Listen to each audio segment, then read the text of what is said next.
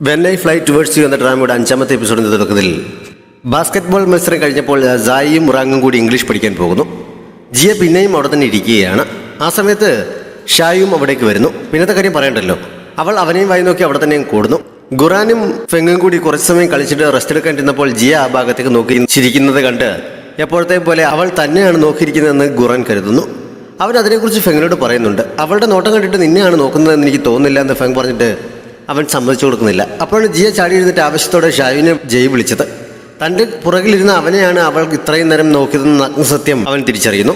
ആ സമയത്ത് ഫെങ്ങിൻ്റെ ചിരി ഒന്ന് കാണേണ്ടതായിരുന്നു. നേരിട്ട് കണ്ട് വിശ്വാസം വരാതെ അവൻ ജിയയോട് അതിനെക്കുറിച്ച് ചോദിക്കുന്നുണ്ട്. അവൾ ഇഷ്ടപ്പെടുന്നത് ഷായുവിനെയാണ് എന്ന് അവളുടെ വായിൽ നിന്ന് തന്നെ കേട്ടപ്പോഴാണ് അവന് പൂർണ്ണ വിശ്വാസമായത്. പക്ഷെ പെട്ടെന്ന് അവനത് ഉൾക്കൊള്ളാൻ കഴിയുന്നില്ല. നീ എന്താണ് പിന്നെ എപ്പോഴും ഞാൻ ഇരുന്നിടത്തേക്ക് നോക്കിയിരുന്നത്? എന്നെ പുകഴ്ത്തി സംസാരിച്ച് എന്തിനാണെന്നൊക്കെ അവൻ അവളോട് ചോദിക്കുന്നു. അതെല്ലാം തൻ്റെ വെറും തെറ്റിദ്ധാരണകളായിരുന്നു എന്ന് അവന് ബോധ്യമാകുന്നു. അവനോട് സംസാരിക്കുന്നതിനിടയിലാണ് അവനും ഷായും ഫാമിലി ഫ്രണ്ട്സ് ആണെന്ന് അവൾ അറിയുന്നത്. അതോടെ അവൻ്റെ കൂടുതൽ വിവരങ്ങൾ കിട്ടാൻ വേണ്ടി അവൾ അവനെ സോപ്പിടാൻ തുടങ്ങുന്നു. സമയം കിട്ടുമ്പോഴൊക്കെ അവൻ്റെ പുറകെ നടന്ന് ഷായുവിൻ്റെ ഇഷ്ടങ്ങളെക്കുറിച്ച് അറിയാനുള്ള ശ്രമത്തിലായിരുന്നു അവൾ. ഡ്രാമ ക്ലബ്ബിലെ അടുത്ത മീറ്റിംഗ് കഴിഞ്ഞ ദിവസം ഷായു ഖുറാനെ ഒരു ഡിന്നർ കഴിക്കാൻ വിളിക്കുന്നുണ്ട്.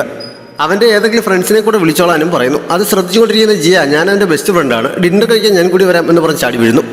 നമ്മളെപ്പോഴാണ് ഫ്രണ്ട്സ് അതെന്ന് ചോദിച്ച് ഖുറാൻ അവളെ ഒഴിവാക്കി വിടാൻ നോക്കിയപ്പോൾ മിലിറ്ററി ട്രെയിനിങ് സമയത്ത് മുറിക്കുള്ളിൽ ലോക്കായതിനെക്കുറിച്ച് എല്ലാവരോട് പറയുമെന്ന് ഭീഷണിപ്പെടുത്തി അവൾ അവനെ കൊണ്ട് സമ്മതിപ്പിക്കുന്നു. അങ്ങനെ അവൾ ഫ്രണ്ടാണെന്ന് സമ്മതിച്ച് അവളെ കൂടെ കൊണ്ടുപോകേണ്ടി വരുന്നു. ഷായുവിനെ കാണാൻ വേണ്ടിയാണ് അവൾ അത്രയും സമയം അവിടെ ഇരുന്നത്. സായി കുറച്ച് മുമ്പേ റാനിനൊപ്പം പോയിരുന്നു. കുറച്ച് മുന്നോട്ട് ചെന്നപ്പോഴാണ് ക്ലാസ് ടീച്ചർ ഒരു ജോലി ഏൽപ്പിച്ചിരുന്നതിനെക്കുറിച്ച് അവൾക്ക് ഓർമ്മ വന്നത്. അതുകൊണ്ട് അവരോട് പോയിക്കോളാൻ പറഞ്ഞിട്ട് അവൾ തിരികെ ഓഫീസിലേക്ക് പോകുന്നു. റാൻ കുറച്ച് സമയം അവളെ വെയിറ്റ് ചെയ്തിട്ടാണ് ബസ്സിൽ കയറിയത്. പക്ഷേ ആ സമയത്ത് മഴ പെയ്യാൻ തുടങ്ങുന്നു. സായി കുടയില്ലാതെ കുറേ സമയം വെയിറ്റ് ചെയ്തിട്ട് ഓടി സെക്യൂരിറ്റി ഓഫീസിൻ്റെ അടുത്ത് വരെ വന്ന് മഴ മാറുന്നവരെ അവിടെ വെയിറ്റ് ചെയ്യാമെന്ന് കരുതി അവിടെ ഇരിക്കുന്നു. അവൾ കുറച്ച് സമയം അവിടെ വെയിറ്റ് ചെയ്തപ്പോഴേക്കും റാൻ കുടയുമായി എത്തുന്നു. അവൾ ഭയങ്കര ഹാപ്പിയാണെന്ന് പറയണ്ടല്ലോ. ബസ്സിറങ്ങി ഒരേ കുടക്കീഴിൽ വീട്ടിലേക്ക് നടക്കുമ്പോൾ കഴിഞ്ഞിടയ്ക്ക് ഞാൻ എൻ്റെ വാരഫലം നോക്കിയപ്പോൾ വെള്ളം എനിക്ക് ഭാഗ്യം കൊണ്ടുവരുമെന്ന് കണ്ടിരുന്നു. അത് ശരിയാണെന്നാണ് തോന്നുന്നത്. നീയുമായി ബന്ധപ്പെട്ട എല്ലാ നല്ല കാര്യങ്ങളും എൻ്റെ ജീവിതത്തിൽ സംഭവിച്ചത് മഴയുള്ളപ്പോഴാണ്. ഞാൻ ആദ്യം ആ ഷോപ്പിൽ വെച്ച് നിന്നെ കണ്ട സമയത്ത് മഴ പെയ്യുന്നുണ്ടായിരുന്നു. നിന്റെ പേര് ഞാൻ ആദ്യമായി അറിഞ്ഞത് മഴയുള്ള സമയത്താണ് എന്നൊക്കെ അവൾ പറയുന്നു. ഇതിപ്പോൾ മഴക്കാലമായതുകൊണ്ട് എപ്പോഴും മഴ പെയ്തുകൊണ്ടിരിക്കുകയല്ലേ, അതുകൊണ്ടാണ്, അല്ലാതെ പ്രത്യേകതയൊന്നുമില്ല എന്നവൻ അപ്പോൾ പറയുന്നു. എന്നെ വിളിക്കാൻ വേണ്ടി മാത്രമാണോ നീ തിരിച്ചു വന്നത് എന്ന് അവൾ ചോദിച്ചപ്പോൾ ഒരു ബുക്ക് എടുക്കാൻ മറന്നു, അതുകൊണ്ടാണ് വന്നത് എന്നവൻ കള്ളം പറയുന്നു. ഇനി ഇങ്ങനെ കുടയെടുക്കാൻ മറന്നു വരുമ്പോൾ ഓഫീസിൽ ചെന്ന് അന്വേഷിച്ചാൽ അവിടെ നിന്ന് സ്പെയർ കുട കിട്ടിയേക്കും എന്നും അവൻ പറഞ്ഞു കൊടുക്കുന്നുണ്ട്. നീ എന്നെ വിളിക്കാൻ വരാമെന്നുണ്ടെങ്കിൽ മഴ നനയുന്നതൊന്നും എനിക്കൊരു പ്രശ്നമല്ല എന്ന് അവൾ പെട്ടെന്ന് പറയുന്നു. അവൻ എന്ത് മറുപടി പറയണമെന്നറിയാതെ ആക്കി പരുകുന്നുണ്ട്. അപ്പോഴേക്കും അവൻ്റെ വീടിനടുത്തിരുന്നാൽ കൂടെ അവൾക്ക് നൽകിയിട്ട് അവൻ പോകാൻ തുടങ്ങുന്നു. സായി അവനെ പുറകിൽ നിന്ന് വിളിച്ചിട്ട് ഒരിക്കൽ കൂടി താങ്ക്സ് പറഞ്ഞ് ഭയങ്കര സന്തോഷത്തോടെ അവിടെ നിന്ന് ഓടിപ്പോകുന്നു. അടുത്ത ദിവസവും അവൾ ഭയങ്കര സന്തോഷത്തിലായിരുന്നു. അതുകൊണ്ട് ജിയയ്ക്ക് ഒരു ട്രീറ്റ് നൽകുന്നുണ്ട്. അവൾക്ക് മാത്രമല്ല, ആ സമയത്ത് ഷോപ്പിലുണ്ടായിരുന്ന അവളുടെ ക്ലാസ്സിലെ വേറെ കുട്ടികളോടും അവർക്ക് ഇഷ്ടമുള്ളത് എന്താണെന്ന് വെച്ചാൽ വാങ്ങിക്കൊള്ളാൻ അവൾ പറയുന്നു. ഇത്രയൊക്കെ വാങ്ങിക്കാൻ നിൻ്റെ കയ്യിൽ ക്യാഷ് ഉണ്ടോ എന്ന് ജിയ സംശയം ചോദിച്ചപ്പോൾ ഇന്ന് രാവിലെ അച്ഛൻ പോക്കറ്റ് മണി തന്നതുകൊണ്ട് ആ കയ്യിൽ അത്യാവശ്യം ക്യാഷ് ഉണ്ടെന്ന് പറയുന്നു.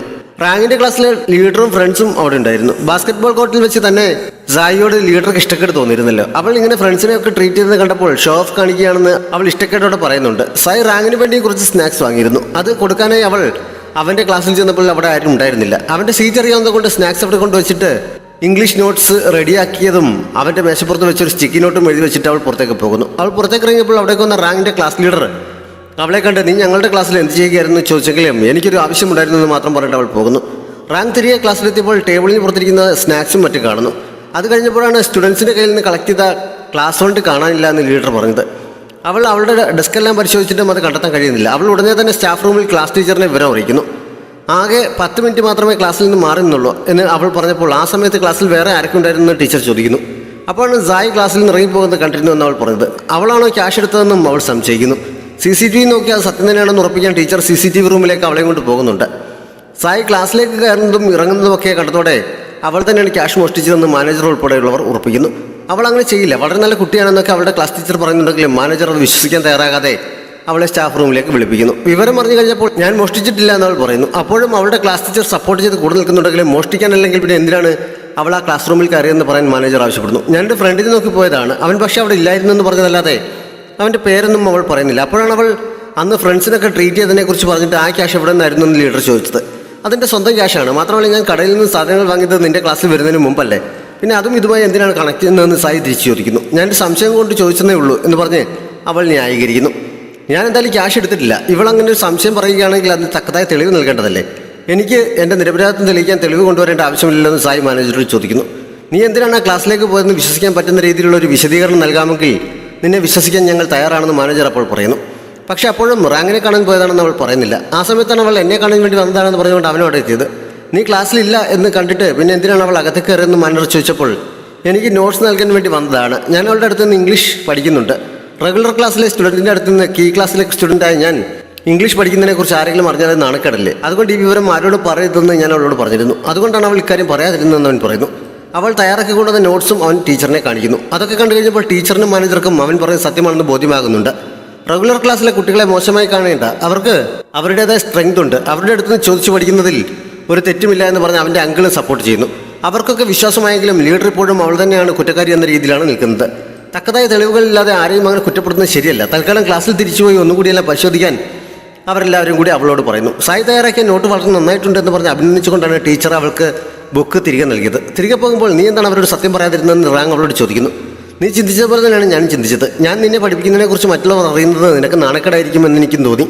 അതുകൊണ്ടാണ് ഞാൻ പറയാതിരുന്നതെന്ന് അവൾ പറയുന്നു. എനിക്കങ്ങനെ നാണക്കേടൊന്നുമില്ല. നിന്നെ അവർക്ക് തെറ്റിദ്ധരിച്ചതിൽ വിഷമമേ ഉള്ളൂ എന്നവൻ പറയുന്നു. ഞാനല്ല ക്യാഷ് എടുത്തത്. അവൾ എവിടെയാണ് ഇരിക്കുന്നതെന്ന് പോലും എനിക്കറിയില്ല. നിനക്ക് നോട്ട്സും സ്നാക്സും നൽകണമെന്ന് ഞാൻ ഉദ്ദേശിച്ചുള്ളൂ എന്നൊക്കെ അവൾ എക്സ്പ്ലെയിൻ ചെയ്യാൻ തുടങ്ങിയപ്പോൾ എനിക്ക് നിന്നെ വിശ്വാസമാണെന്ന് അവൻ പറയുന്നു. അതവളെ സന്തോഷിപ്പിക്കുന്നുണ്ട്. അവൾ ക്ലാസ്സിൽ ചെന്ന് വിവരം പറഞ്ഞപ്പോൾ ജിയയും മറ്റ് ഫ്രണ്ട്സും ഒക്കെ ഒരു തെളിവുമില്ലാതെ അവളെ അങ്ങനെ ചോദ്യം ചെയ്തതിനെ വിമർശിക്കുന്നു.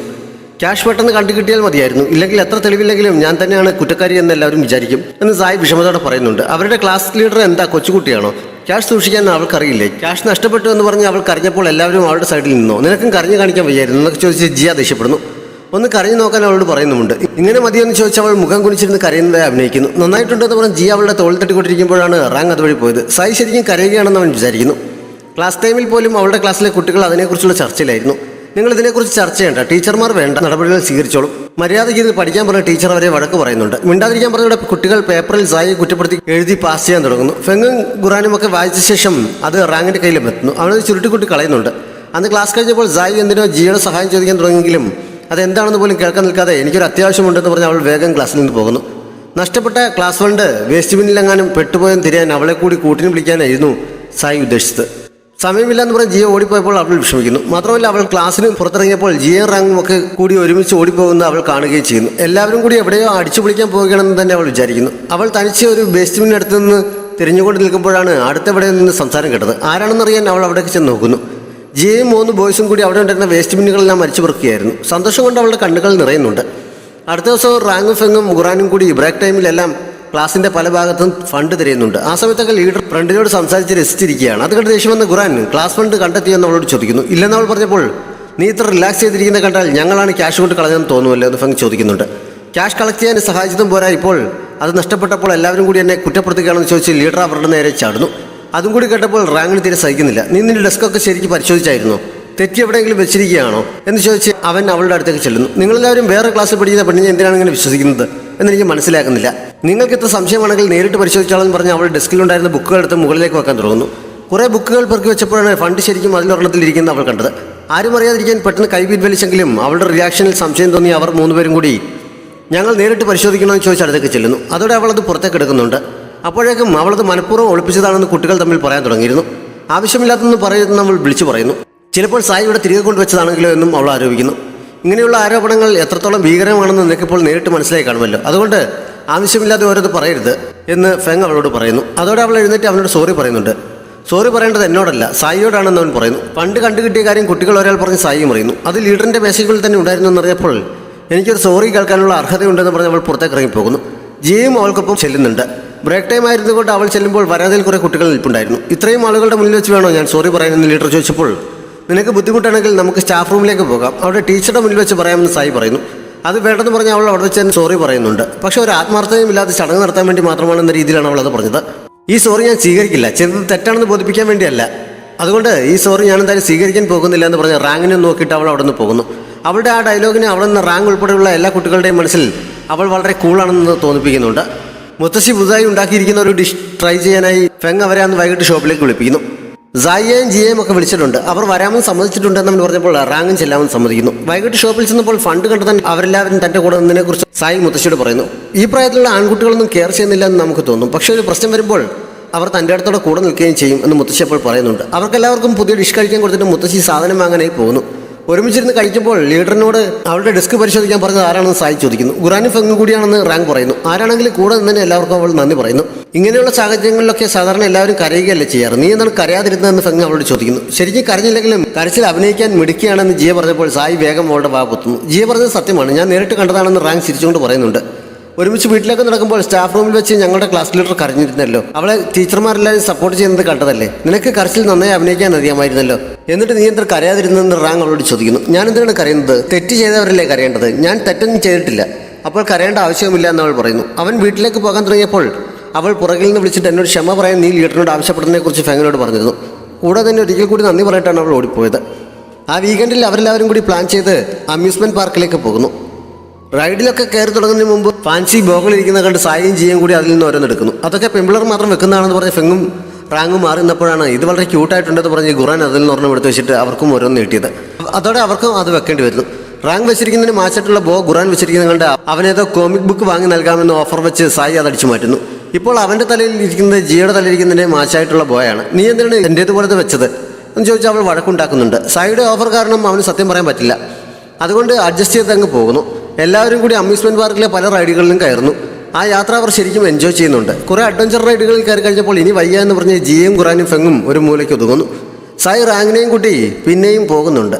ഫെറി വീലിലാണ് അവർ രണ്ടുപേരും കൂടി കയറിയത്. അതിൻ്റെ ഏറ്റവും മുകളിൽ എത്തിയപ്പോൾ ഇവിടെ വെച്ച് ആഗ്രഹിക്കുന്നത് സാധ്യമാകുമെന്നാണ് ഡ്രാമകളിലൊക്കെ പറഞ്ഞിട്ടുള്ളത്. എന്തെങ്കിലും ആഗ്രഹം മനസ്സിൽ കാണാൻ അവൾ അവനോട് പറയുന്നു. എനിക്കങ്ങനെ ആഗ്രഹമൊന്നുമില്ല എന്ന് പറഞ്ഞപ്പോൾ എങ്കിൽ നിനക്കും കൂടി വേണ്ടി ഞാൻ ആഗ്രഹിച്ചോളാം എന്ന് പറഞ്ഞ് അവൾ കണ്ടെത്തിന്ന് പ്രാർത്ഥിക്കാൻ തുടങ്ങുന്നു. ഇപ്പോൾ കഴിഞ്ഞ എക്സാമിൽ ഞങ്ങൾക്ക് എല്ലാവർക്കും നന്നായി മാർക്ക് കിട്ടണം എന്നാണ് അവൾ ആദ്യം പ്രാർത്ഥിച്ചത്. റാങ്ക് കൂടുതൽ ചിരിക്കണം എന്നാണ് അവൾ രണ്ടാമതായി പ്രാർത്ഥിച്ചത്. ചിരിക്കുമ്പോൾ അവന് ചെറുതായി നുണക്കുഴി വരുന്നത് ഞാൻ കണ്ടുപിടിച്ചു എന്നും അവൾ പറയുന്നു. അത് കേട്ടപ്പോൾ തന്നെ അവൻ അറിയാതെ പുഞ്ചിരിച്ചു പോകുന്നു. ആ സമയത്ത് അവൾ കണ്ണു തുറന്ന് നോക്കുന്നുണ്ട്. നീ ഇപ്പോൾ ചിരിച്ചോ എന്നവൾ ചോദിച്ചിട്ട് അവൻ സമ്മതിച്ചു കൊടുക്കുന്നില്ല. ഞാൻ കണ്ടല്ലോ എന്ന് പറഞ്ഞപ്പോൾ അവൻ വീണ്ടും ചിരിക്കുന്നിടത്ത് ഈ എപ്പിസോഡ് അവസാനിക്കുന്നു. എപ്പിലോഗിൽ അമ്യൂസ്മെൻറ്റ് പാർക്കിൽ വെച്ച് എടുത്ത വീഡിയോയിൽ സായി അവളുടെ ബെസ്റ്റ് ഫ്രണ്ടിനെ പരിചയപ്പെടുന്നതാണ് കാണിക്കുന്നത്. എൻ്റെ പേര് ആദ്യം പറയാൻ പറഞ്ഞ് ജിയ അവളുടെ കൂടെ തന്നെ നിൽക്കുന്നുണ്ടെങ്കിലും റാങ്കിൻ്റെ പേരാണ് അവൾ ആദ്യം പറഞ്ഞത്. പിന്നെ ഓരോരുത്തരെയും പറഞ്ഞു വന്നപ്പോൾ ഫെങ്ങിൻ്റെ പേര് ഏറ്റവും അവസാനമാണ് പറഞ്ഞത്. അതെന്താ എൻ്റെ പേര് ഏറ്റവും അവസാനം പറഞ്ഞത്, മാറ്റി പറയാൻ പറഞ്ഞ് അവൻ ക്യാമറ പിടിച്ച് വാങ്ങുന്നുണ്ട്.